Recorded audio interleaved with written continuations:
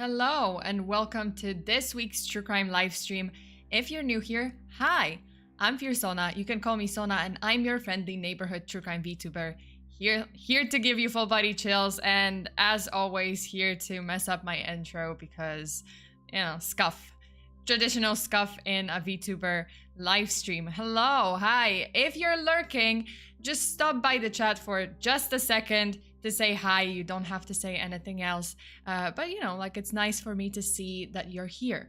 And yeah, if you like my channel, if you like my content, please remember to subscribe to the channel, like this video, and turn on those notifications to be notified whenever I show up in my little dark corner of the internet. Okay, I see Alberto, I see David, DMJ, Demon Taker, Eric Verastigi. Hi, I see that you guys are happy with the Mothman emote. Yep, I finished that one. I'm gonna finish the rest of them. I'm working on it.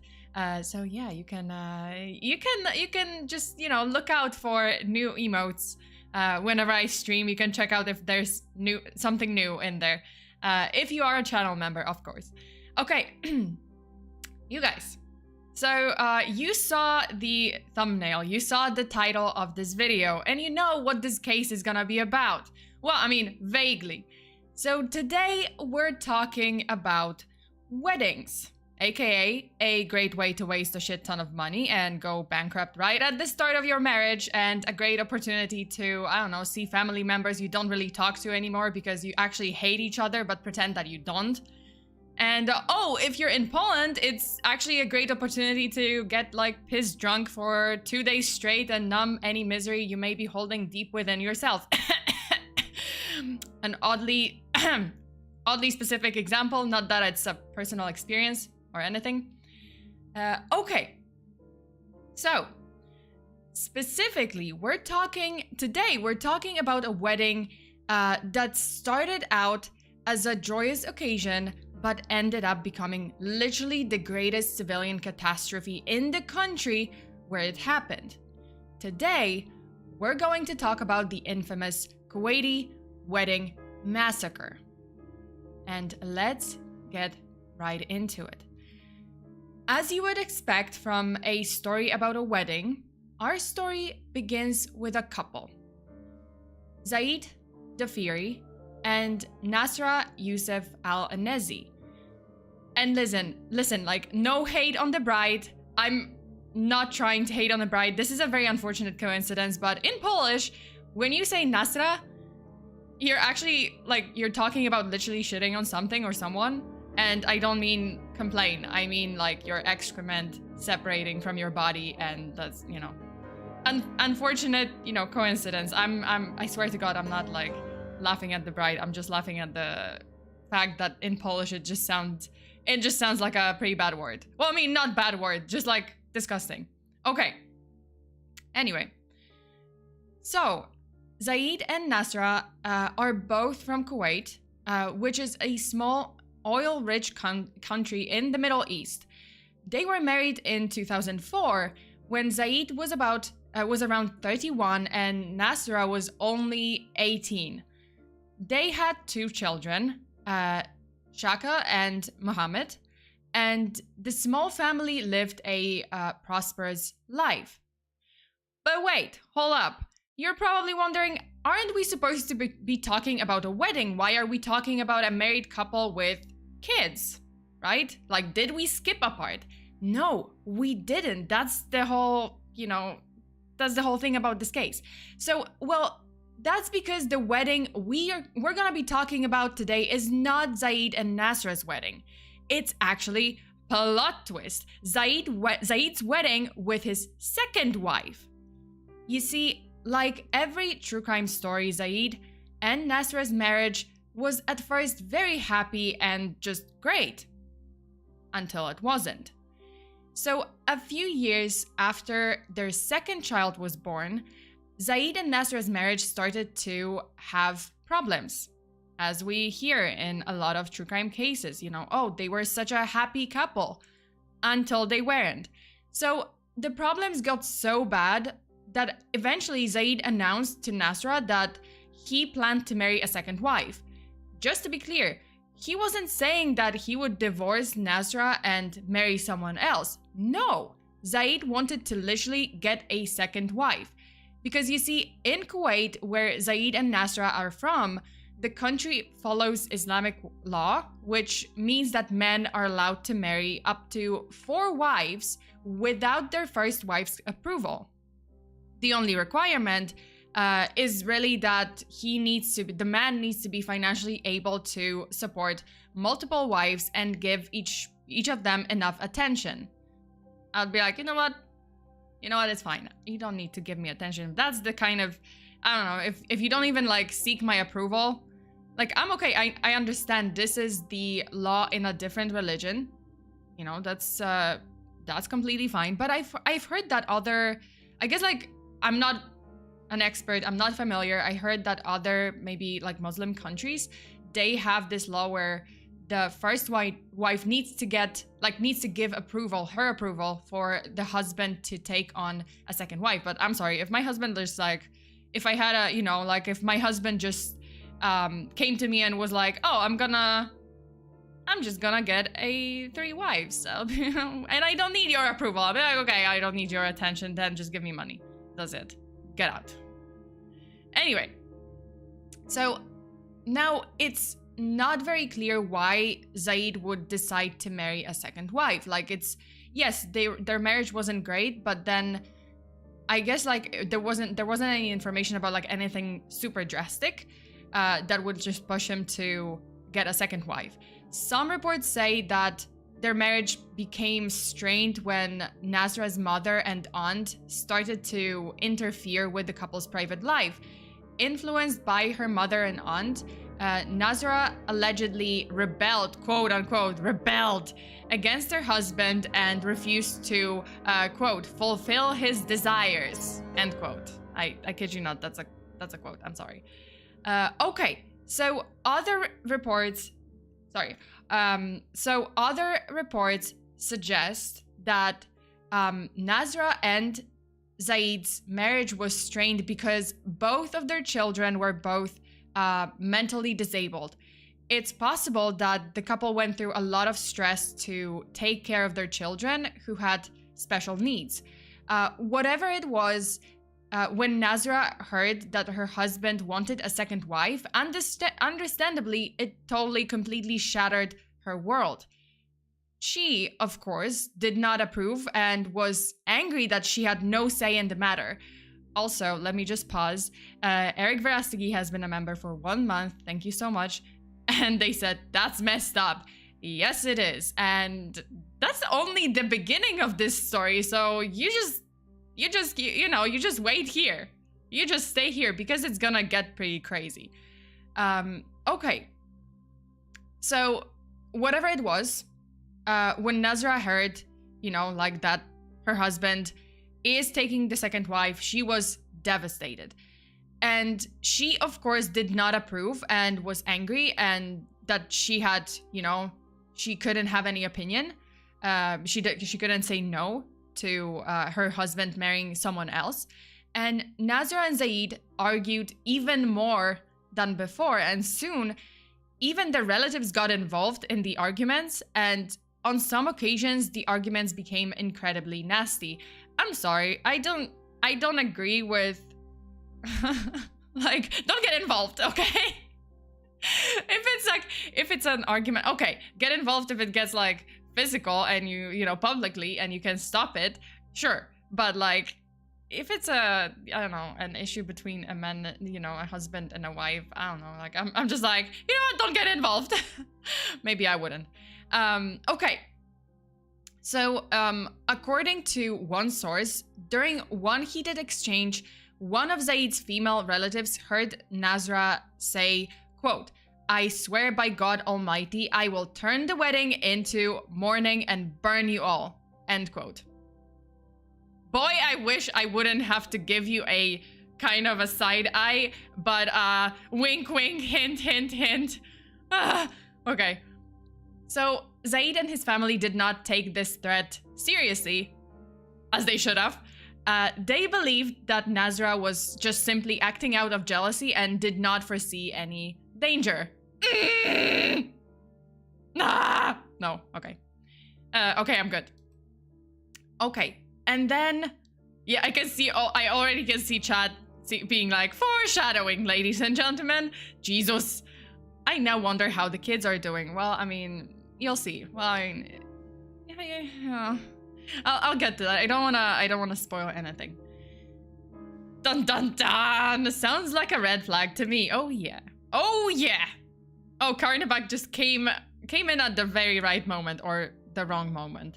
You know, also, just, you know, viewer discretion is advised. If you are sensitive to strong language, descriptions of violence, and, you know, pretty drastic details, click away from this video, but because it's about to get hot. Literally. Okay, so on August 15th, 2009, Zaid's wedding to his second wife went ahead as planned.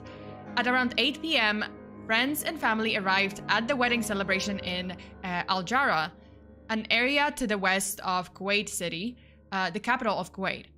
And then the wedding was to be held in a large Bedouin tent, which is part of Kuwait's tradition. Mind you, this is not an actual photo, it's just an example of the kind of tent that you would see at said wedding. Also, as part of the tradition in Kuwait, there had to be two separate wedding parties for the men and women. So, all the men are in one big tent, while the women and young children are in another large tent.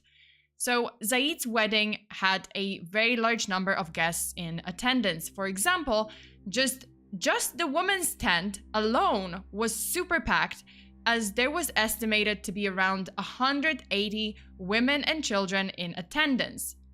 180 people? Mind you, that's only women and children, not counting the men. Dude, I don't even know if I know this many people. If I had to host a wedding this big, I would just like quite literally have to go out into my town with flyers and ask strangers like, please come to our wedding, please come to our wedding, please come to our wedding. Oh, you don't know anyone there? No problem. We got so much alcohol that by the end of the night, you won't even know your own name, so you don't have to worry about that. Okay, listen, that's how Polish people handle any major occasion where you have to see that cousin you just can't digest, or that aunt that gives you like a bazillion saliva-filled kisses on the cheeks and you can't handle it. Yep, just numb yourself with some spicy water and you're good to go. Mind you, okay, so this is just a Polish wedding, but there is no alcohol involved at a Kuwaiti wedding because, you know, according to the Islamic law, you're not allowed to drink alcohol. So the most they can hope for is Red Bull. That's it. Maybe some like hashish to like numb yourself, but nothing, you know, no alcohol, so no booze. So this was a huge party, and there was eating, dancing, singing, no alcohol, but it was, you know, it was a happy occasion. People would be like, oh, what? Free booze. Yeah, literally, like at a wedding in Poland, like, yeah, free booze. You come in, well, I mean, free, quote unquote free. You have to give the happy couple, quote unquote happy. I'm so positive, by the way. Have you noticed how positive I am? Like, I'm just like from the very start, like I come to a wedding and I'm like, I'm so sorry, you guys. I'm so sorry. Yeah, I have to apologize, right? Like before I even say anything. So the wedding hasn't started and I'm already apologizing to the couple for saying in advance for saying anything, you know, that, you know, my humor. Not everyone understands it. It's okay.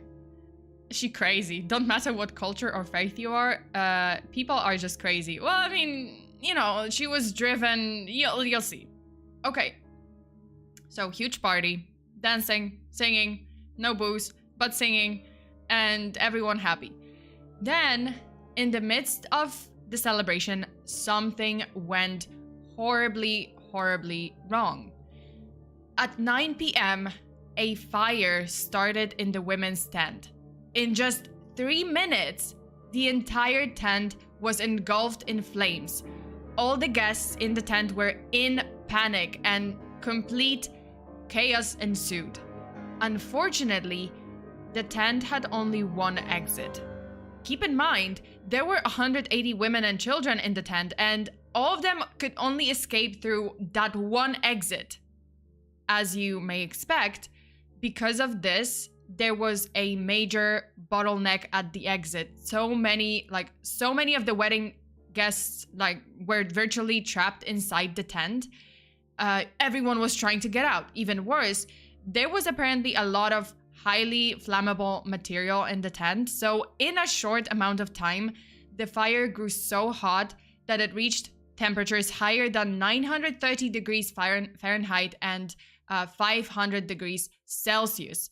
That is intense. And as the heat intensified, the situation became even more dire. The guests were frantically trying to escape the fire. Basically, a stampede broke out, and people were starting to get crushed in the desperate scramble for safety.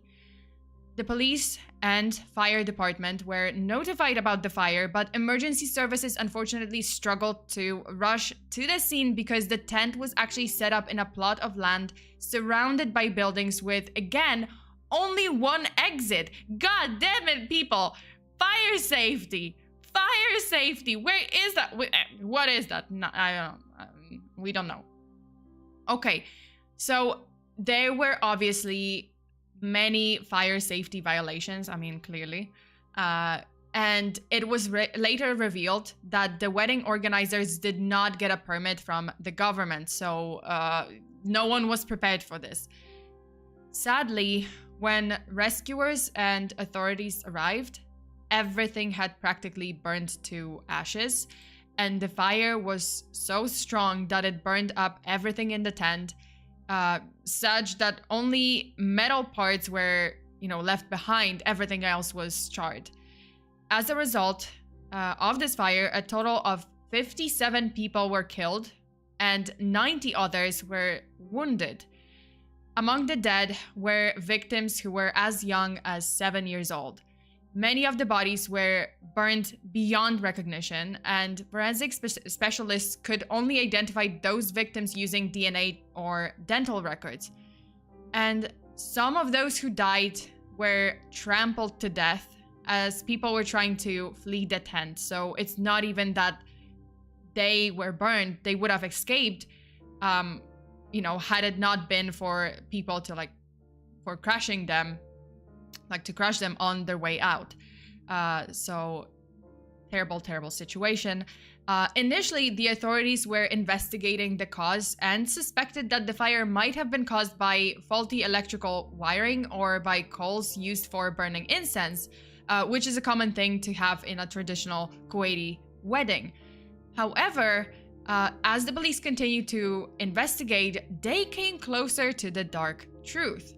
And you can probably guess what was the real cause of the fire, because I hinted heavily on what was the cause of fire that no one treated seriously, and as they should. So police interviewed the maid who worked for Zaid and Nazra. She told police that during the wedding party, she had seen Nazra running away from the scene, even though she was not supposed to have been at the wedding at all. The police immediately went to search for Nazra, and on the next day, she was arrested by the police, and shortly after, she confessed to the crime. In her confession, Nazra explained that what happened was, on the day of her husband's second wedding to his second wife, she took 2 taxis to reach the wedding, and on the way to the wedding, she first stopped at a gas station where she bought a bottle of petroleum from a gas station. Mind you, here when I was reading it, I kind of misread it before, as doing research. I misread it as petroleum jelly. I was like, petroleum jelly? Jesus, that must have taken ages to just go with a bucket of petroleum jelly and be just smearing it everywhere. No, it was petroleum. So, petrol. Not petroleum. I keep saying petroleum. Anyway. So she bought a bottle of petrol from a gas station. Then when she arrived at the wedding, she went to the women's wedding tent, then poured the petrol everywhere. And she told them that, everywhere, and then lit the tent on fire with a match.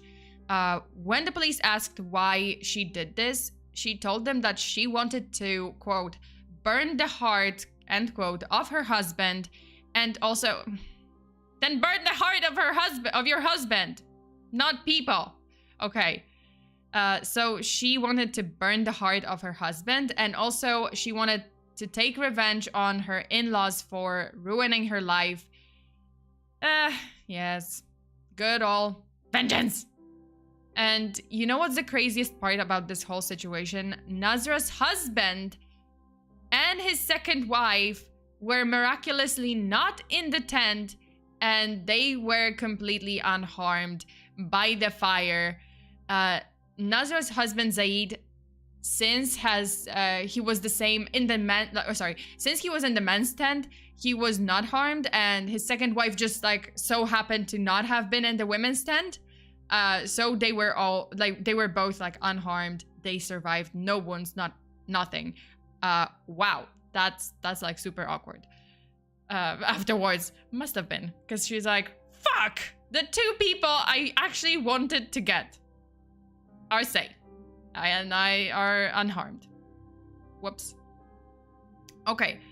Then attack his heart, not the innocent. Seriously, then take a knife. I don't know. I'm not, okay, just a disclaimer, I am not encouraging you to, to resort to violence. Please do not. Never resort to violence, but like, if you have to, at least like, just, and I don't burn people. Okay. Well, don't kill people, period. How about that? Okay. So, it's such a huge irony that Nazra did such a horrible crime to punish her scumbag husband. I mean, like she was thinking like, oh, he's a scumbag for, not asking for my approval for his second wife, which, yeah, I mean, fair. Like, at least talk to each other about it. But yeah, and, she wanted to punish his new wife, but those two people were exactly the ones who made it.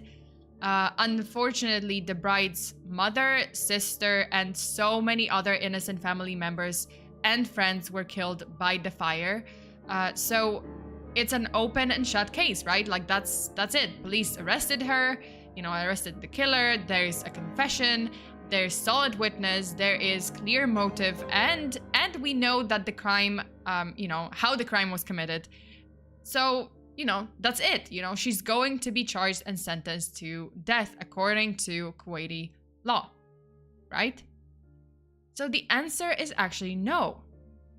There is another plot twist, because after Nazra's arrest, there were twists and turns to the story that actually delayed her conviction and almost got her off the hook. And you won't believe what kind of trick Nazra and her lawyers tried to pull in order to avoid the death sentence. So during Nazra's trial, she was charged with premeditated and attempted murder and arson. However, Nazra took back her confession and denied all the charges being held against her. She claimed that she was coerced by the police to confess to wanting to kill the wedding attendees out of revenge. In reality, Nazra said that she didn't intend to kill people at the wedding at all. Like, she didn't intend to kill anyone, but she had only wanted to set the fire to ruin the party and to send a message to her husband that she had, that he had wronged her. Sure, totes, 100%, yes, Queen Slay. She don't condone violence, she just all about sending a message. Gotta love that. I didn't mean to kill anyone, but maybe just a little attitude. Just like, like I don't want to kill anyone, just a little bit. Just two. But, whoops. Got out of control. Okay. So, on top of all of this, seriously, everyone's just like, oh snap, seriously, what the fuck? Oh, now she's playing the blame game. Yep. That ain't right. Yeah, sure. Oh my god. I know it's a terrible, terrible case, but like her attitude just like, what? Why? Like, sure, it's it's gonna fly. Eric, thank you so much for the donation. It was just a prank. It was just a prank, bro. Yeah, that's how it feels. That's how it feels. Like she was just like sat down with the judge, was like, hey, that was just a prank. I didn't mean to. Just a little, but I didn't mean to. Okay, so on top of this, there's another plot twist. Bam, bam, bam. So Nazra's lawyers also claimed that she suffered from mental disorders ever since her childhood, and that very conveniently, and that her condition got worse after she was physically and mentally abused by her husband and his relatives. They further claimed that Nazra was experiencing delusions when she committed the crime and she wasn't in her right mind. They claimed that she didn't realize she was pouring gasoline. Come on now. Okay, so hear me out. So they claimed that she didn't realize, plot twist inbound, seriously. So they claimed that she, the lawyers for Nazra claimed that she didn't realize she was pouring gasoline. Instead, she thought she was pouring, and I can't make this shit up. She thought she was pouring, quote, cursed water, end quote, onto the wedding tent as a part of, quote, black magic ritual, end quote. Yes, I'm not making it up. Like, that's, I wish I was making it up, but I'm not. How does that work? I don't know. But yeah, what was she pouring? Yeah, like, spicy water. Spicy cursed water. That's what she claims for a black magic ritual. Yeah, it's just like, I don't know. She did not realize the smell, did not notice, anything, that the flames were like eating on everything after that water. Yes. My God. My goodness. Okay. In addition, there was another major surprise. So another plot twist. What's happening? Another plot twist. Nazra claimed that she was pregnant with her husband's child. So the third child that they would have together. Apparently, at the time of her arrest, she had already been 2 months pregnant, allegedly. And according to Kuwaiti law, death sentences, conveniently, death sentences for pregnant women are commuted to a life sentence. So there is no death sentence for a woman who is pregnant. So it seemed that Nazra would be like basically spared the death penalty, and she would be put in prison for life instead. So essentially getting kind of like, according to the Kuwaiti law, getting sort of off the hook for killing 57 people. Like, I mean, that's something. Directed by M. Night Shyamalan. Oh my God. Yeah. Pregnant. Yes. That's plot twist after plot twist. Yeah. Okay. And this is not the end of the plot twist, because there's more. This is a case. It's like a gift that keeps on giving.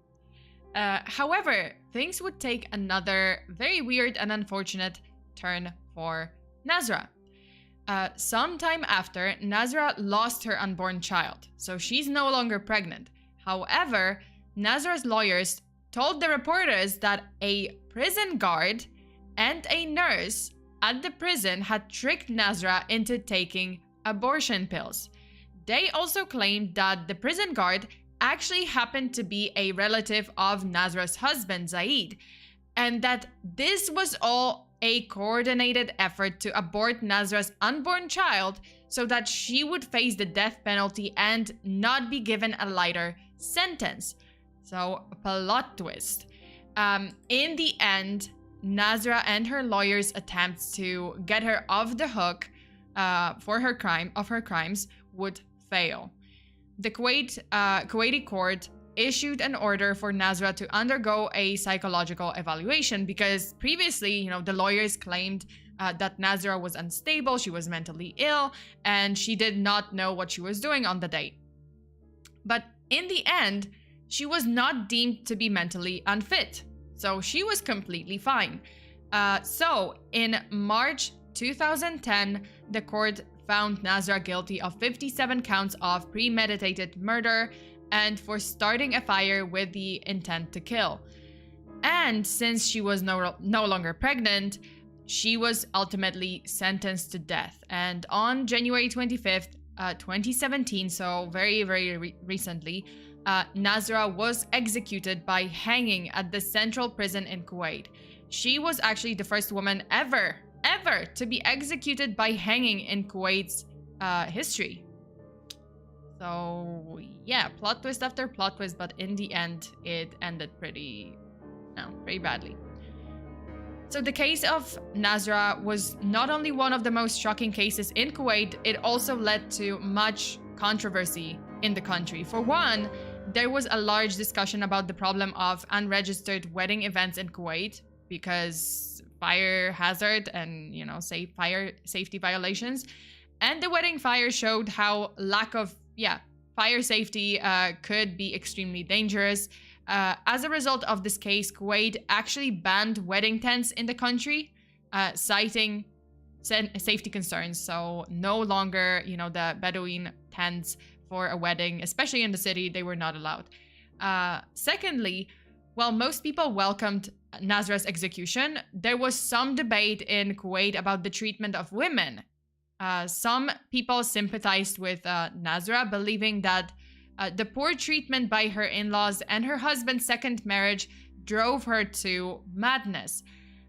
There were calls to rethink Kuwaiti tradition, especially when it comes to polygamy and the rights of the wife to have any say in their husband's decision, because I guess, it's different for Kuwait. Again, as I said, in some other Muslim countries that follow the Islamic law, they are kind of different. They have different rules, right? Like some countries specifically say that the wife has to, the first wife has to give her approval, and there's a lot of hoops to jump before you get a second, third, and fourth wife.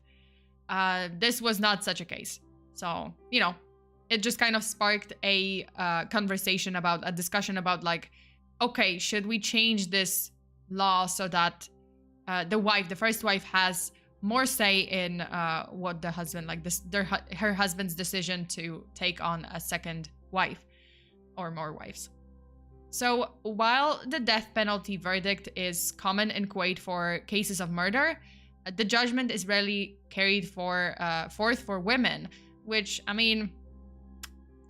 hey, equality. If we're equal, we're equal. Okay, so I'm sorry for laughing, but I'm just suddenly for men it's carried out, for women it's okay, we can just let them off the hook. Hey, listen, equal rights, right? Okay, so another layer to consider, it's just another layer to consider in Kuwaiti law is the victim's family's right to retribution. The victims' families can waive their right to retribution and compromise with the accused in a court of law, which will remove the death penalty option. However, in this case, considering the high number of victims and nature of the victim's death, not a single family member waived their right to retribution. So all the family members were okay with, Nazra's execution. And that's it for the case. That's it for the case. But I have something more. I have something more to share with you guys. Okay, so what do you guys think about the case? I just turned off the scary music because it's that's the end of the case, so we don't want scary music in the background. Retribution, yeah, basically, as I said, the law of retribution, if it's a crime that's so heavy and that it deserves a death penalty, then yeah, the family still has, the relatives of the victim still have the right to say, okay, we don't want this person. We kind of waive our right to retribution, and this person can be instead sentenced to life in prison, as they maybe don't want to have that guilt that they not cause someone's death, but they agreed to someone's execution. So that's it. Okay. Well, that was a case of revenge there. Yeah, vengeance. Jesus. But wait, there's more. Man, what? Oh my god. Like I said, a crazy one. Yeah, it's pretty messed up. It was pretty messed up. I don't know. See, because we don't really, I can't pass my personal judgment on this case, whether or not it was, you know, whose fault was it? Was it like just Nazar's fault? Was it just Zaid's fault? Like what was happening? Because I don't, you know, obviously we don't know what was happening behind the scenes. We can only kind of hear the hearsay. So like he said, she said, oh, you know, this is what the family said. Like, oh, there were problems allegedly, yada yada.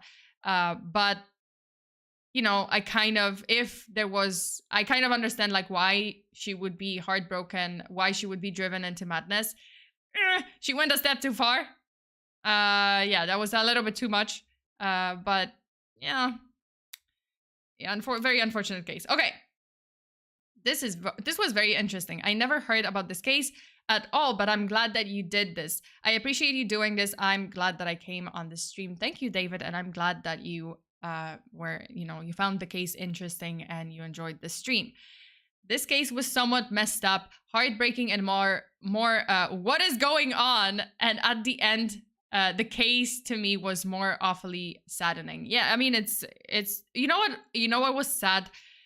That she set fire in the women and children's tent. Like, come on, it's like children are there. I get it. You hate that bitch, okay? You hate the second wife, whatever. But like, take it. Okay, so that's not the problem. If you had a problem with someone, you had a problem with your husband who did not seek your approval for the second marriage. So like, set his tent on fire. Jesus. But yeah, that's the. Okay, to begin with, don't set anyone's tent on fire. Nothing. Don't set any tent on fire or anything on fire. Just don't. But yeah, like at least, you know, like there were children, so that's the sad part. I mean, and a lot of people died. That's the sad part too. Okay, that's not equality, no. That is one reason I don't go to weddings. Yay. Sometimes traditions are nothing more but constructs and should be abolished. Well, I mean, yeah, it is. Well, I mean, it is the law in Kuwait, so I don't know. They have to kind of think about it. Okay, so there are quite a few factors that feed into this case that kind of muddy it. But hey, 57 people died. So yeah, like at least. Yeah, too many people died. I have to say, too many people died.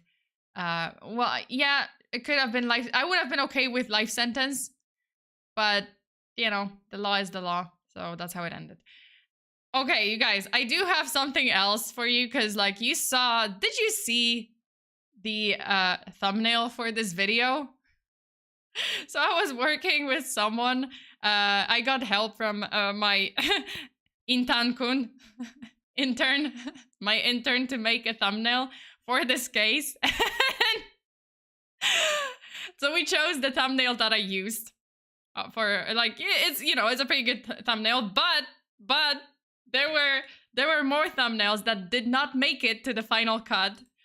And there's a reason why they didn't make it to the final cut, and I'm going to show you guys the ones that did not make it and were not used for a variety of reasons. Some of them being, well, I'm gonna get canceled for this. Okay. So the first one that was not used, while I love the attitude of the thumbnail, it just I think I would be lynched for this one. So this one.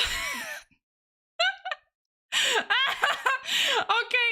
So this was one. That was one that didn't make it to the final cut.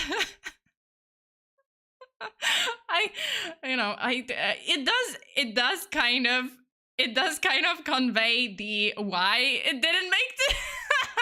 Wait, I have to lower this. I have to lower this. Where's my mini window? Oh, here. Okay. So this is the one that didn't make it to the final cut. That's one. Yeah, it's so bad. It's so bad. I was just like, maybe not. Like, maybe not this one. Okay, the next one that didn't make it to the final cut, because I have 3. This one's like a little more intense, but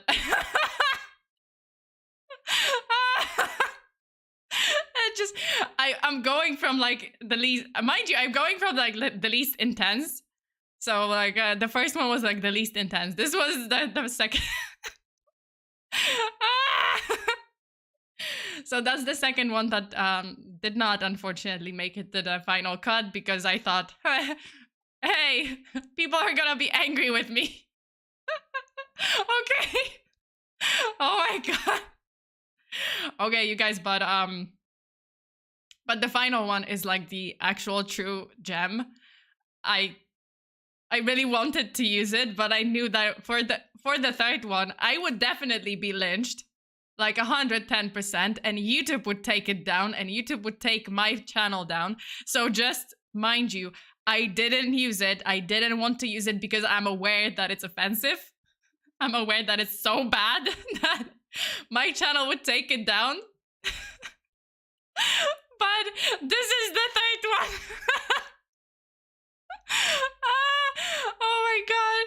Oh my god. Okay, that's my favorite.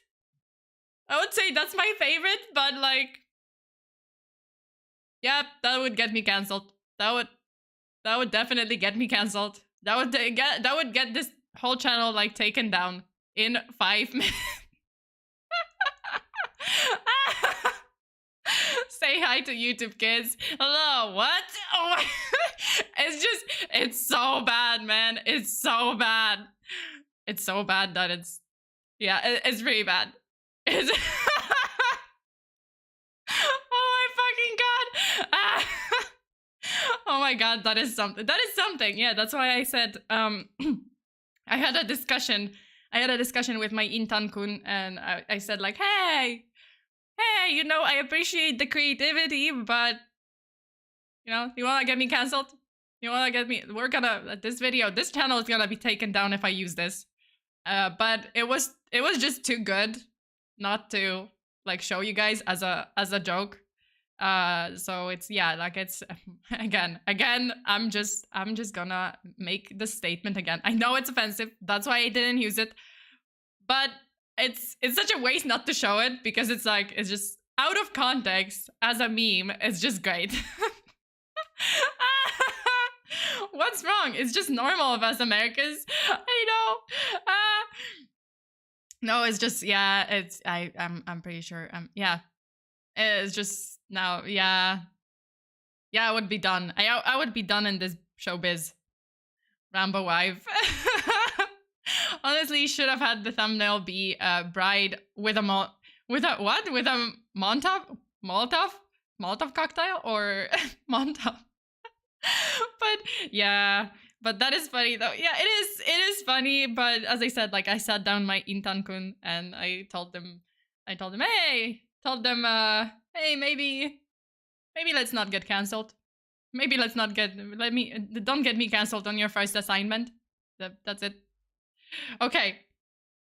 The angry mob will assemble if they come for you. Aw, you guys. Okay, you guys, that is it for today. Thank you so much for joining today's stream. Let me just talk briefly about the schedule today. This week. Okay, so today we have true crime. Tomorrow I have a don't screen challenge. So basically me watching scary videos, which by the way, if you are a Patreon member, you have access to VIP Discord channels, and there is a thread which is called Don't Screen Challenge, where you can post scary videos on my Discord. So go to Discord, you can find the Don't Scream Challenge thread, and you can share, do your worst. You know, do your worst, get me scared. And next we have True Crime stream on Friday.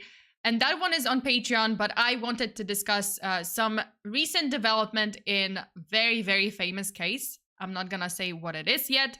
I will post it today sometime later. But yeah, like we're gonna be discussing very recent developments in 1 or 2 cases, because there's been like 2. I might save the other one for like a full-on case. Well, I mean, it is gonna be full-on case, but kind of like revisiting a case. But one is a case that I have not discussed on this channel, but it is a very well-known one, and there's been some drama recently, so I'm gonna discuss that.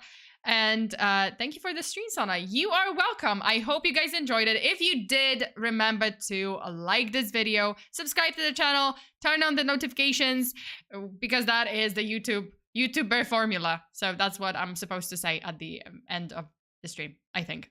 And yeah. And then we have another true crime stream here on YouTube on Sunday. So lots and lots of true crime stuff before I go to Poland. Because I'm going to Poland on April 19th. So for like a couple of days, there won't be a stream. I think like for 2 weeks, there won't be a true crime stream, definitely. But there's gonna be some streams like when I'm in Poland. So don't worry about that. I'll try my best, but I can't control like how my internet is in Poland. Unfortunately, my hometown, well, I mean, not hometown, but like my grandparents live in the boonies and I'm gonna be staying with them. So there's no signal.